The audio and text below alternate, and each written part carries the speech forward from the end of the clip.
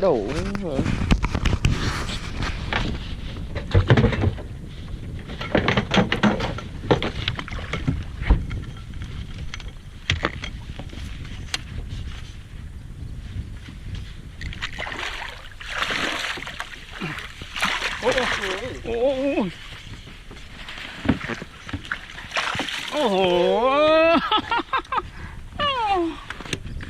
Ok.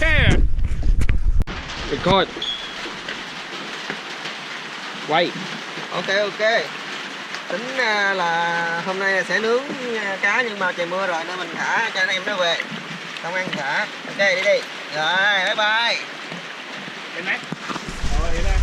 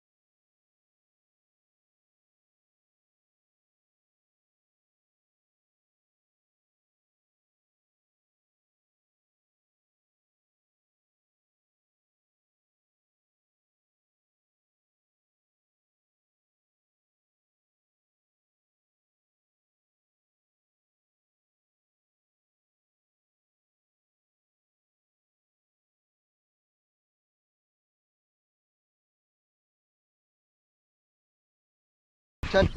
Oh. No, no. Okay.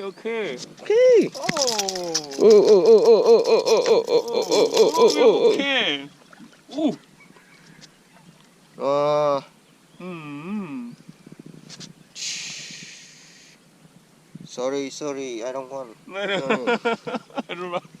Sorry. Okay.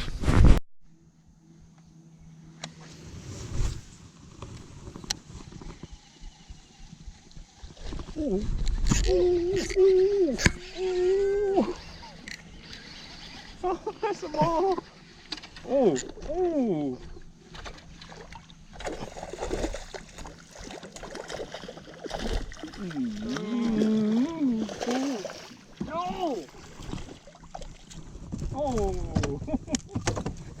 Mày không có được bằng như tao nên mày cho ghét một thằng như tao. Okay. Đâu cần phải uống em nói hả shit. Đâu cần phải uống bình sơ đâu nhỉ.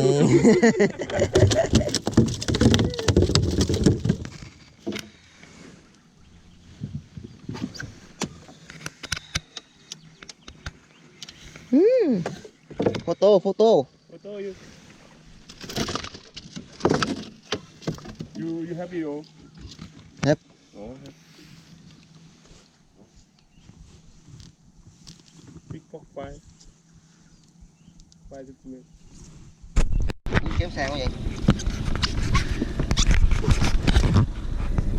Rồi thả xuống nước luôn. Ok, 1, 2, 3, go. Bye bye.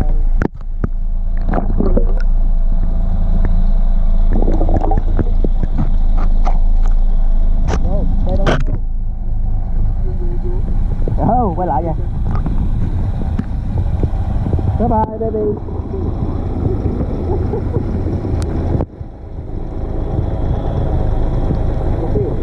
Ok.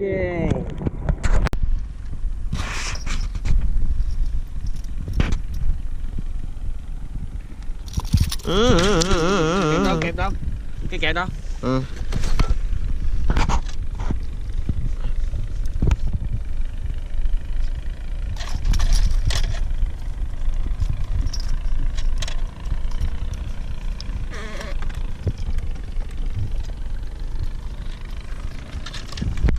dính đây rồi. Dính cây rồi. Đúng rồi. Ok. Để đổi vào chế độ. Action. Ok, về với mẹ Thiên Nhiên nha. Ok. Rồi quay lần cuối nè. Rồi. Con này ở cái con này ở bên Thái người ta gọi là shadow. Đi sâu quá, thả đi, sâu quá. Xuống đây. Tắm rồi. Nó đủ má lẹ vậy luôn á hả?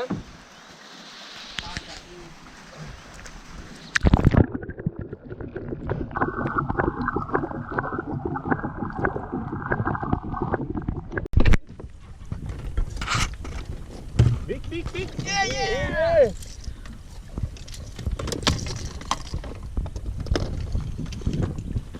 Do it.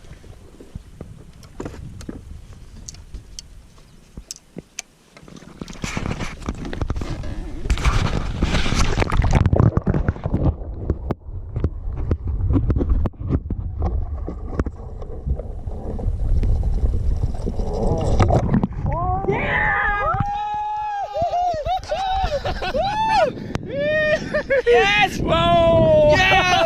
Big fish! Yeah! Ok. Ok!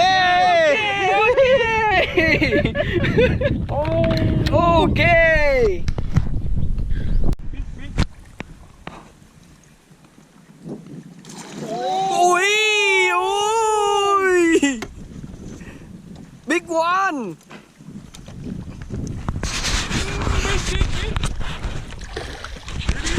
Từ bỏ ra đây coi. Dịu qua đây.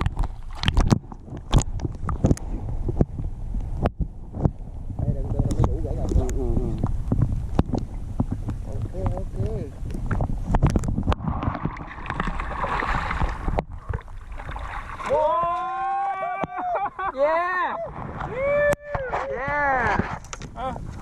Em con con.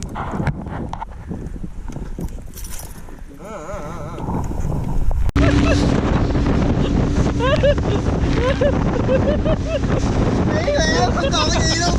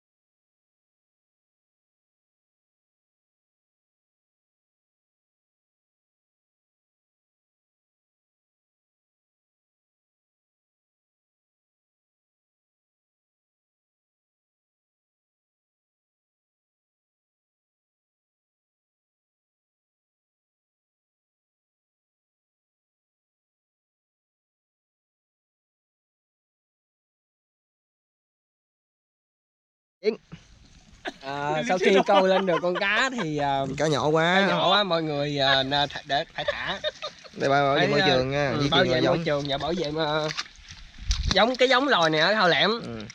Okay. Rồi bơi đi con. Bơi. Bye. Yeah. Good idea. Good idea. It's so happy. You see? It's happy. Yeah.